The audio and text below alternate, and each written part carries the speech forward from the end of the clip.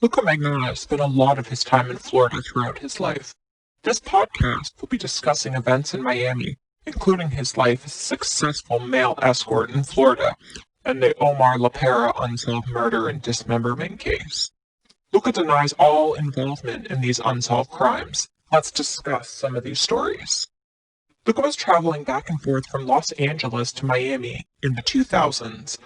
Magnotta was a top expensive male escort working internationally. People claim he was using aliases and fake identification. However, this was never proven. Luka would frequently stay at the homes of his wealthy friends and clients. His clients would also provide him with condominiums and luxury hotels. Luka spent a lot of his time in South Florida, but denies all unsolved murders and crimes that occurred there. Firstly, let's discuss the unsolved homicide of Omar Laparra, whom was discovered cut up in pieces and placed inside a suitcase in the Bay of Biscayne in 2009. That case was never solved. When asked, Luka denied everything. Luka denied he frequented the same gay nightclubs as Omar Laparra. Luka denied abducting this man, and Luka denied raping and cutting him up. Basically, everything Luka has denied in relation to the Omar Laparra case. The Miami police investigated and said they didn't have evidence. Luka was in Miami at that time. Nobody knows where Luka was at that time. Nobody ever will. Other allegations include Luka framed Tyler Hayes Weinman for the unsolved Miami serial killing cases in 2009. Weinman was later exonerated and found not guilty. That case is still not solved. Nobody had any evidence Luka was in or nor near there at that time in 2009. Luka also denies mutilating cats and murdering them for animal snuff videos on the dark web. Luka denies sending the anonymous tip linking Tyler Hayes Weinman to the crimes and framing him for the killings because Weinman had discovered things online. Magnotta completely denies all involvement in the South Florida Miami 2009 crimes and won't discuss them further. Luka was extremely busy working as a male escort in Miami. He was always at parties and always on his clients' boats. Luka denies dissecting the 33 dead cats and posing them on properties of Miami residences to terrorize them. Luka denies all serial cat killing accusations and stories his clients forced him into all this in Florida in 2009. Luka was given a brand new Lotus sports car by his clients to drive around South Florida along with a Lamborghini. These vehicles were only loaned to Magnotta, and Luka loved driving them all over the streets of Miami. One escorting client in South Florida was really obsessed with Magnotta.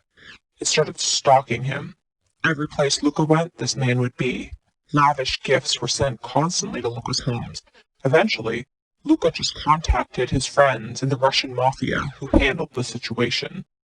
Luka constantly had issues with obsessed, crazy stalkers and clients. People just couldn't get enough of him. Luka became very skilled at evasion and learned to disappear quickly. Luka Magnotta was also in Florida in 2010. Luka left New York City after his partner Manny Lopez brutally beat him. Idiots and armchair detectives falsely claim Magnotta's phone records don't show him calling Manny ever. It's a well-known fact that Luka had multiple phones and many different phone numbers at the same time, as most escorts do. Luka frequently also used burner phones and internet calling, so nobody can say for certain who Luka called at any time because Luka Magnotta had multiple telephones and used internet calling. Manny Lopez is a real man. Him and Luka did date, and Manny Lopez is a well-documented person in Luka's past. So all these wannabe internet detectives can just shut up. It's impossible to claim you know anything for certain about Luka's life, since you were not there. Luka Magnotta, when asked about internet snuff films still floating around the dark web, people keep associating him with them, denied everything. Luka specifically denied all involvement in red rooms on the dark web. Red rooms are pay-per-view torture sites. If you've ever seen the Hostel films, you will understand what I am talking about. Luka denies he was paid to deliver victims to sex rings. Luka was, however, dating a very successful billionaire in Palm Beach and in Miami, Florida. He attended a lot of sex parties where a lot of very perverted and sadistic activity went down. As I've said, the media got Luka's stories all wrong and left out almost all the important points and events. As with most people, the lying media fucked up big time. While in Miami, Luka met Nicole Fillinger, who was traveling on fake papers and used an alias name to enter America. Nicole was a con artist and a female escort. She involved Luka in cons and frauds, and as Luka put it, she was a horrible escort. She disclosed to Luka how she would break into homes in Portugal with her boyfriend, Christian Brickner. The world of escorting is very small, and you come in contact with a lot of people. Luka did come in contact with Nicole. She was a big con artist. Luka refused to get involved with her and her credit card fraud. They briefly attended some events together she was involved in. She was also paid to escort men in town. She returned back to Europe after she was accused of stealing a lot of money in Florida, and she told Luka she was going to live in Germany. She said she hated America and never wanted to return. She told Luka she was going to work in the catering industry. Luka spent a lot of time partying and enjoying Miami nightlife. If you are wondering what Luka did in his spare time, he enjoyed nightclubbing and going to expensive parties. Luka was always out and enjoying life. He was practically never at home. In 2010, Luka was brutally assaulted in New York City by Manny Lopez. He went to Miami because he had lived there before and he had a lot of friends there. Luka had a lot of bruises and was raped and checked into a Miami hospital to get help. The doctors wanted to ensure he had a safe ride home, so they called his friends and relatives to help him. Luka was never held there against his will, like Marilyn Monroe was. That is fake news.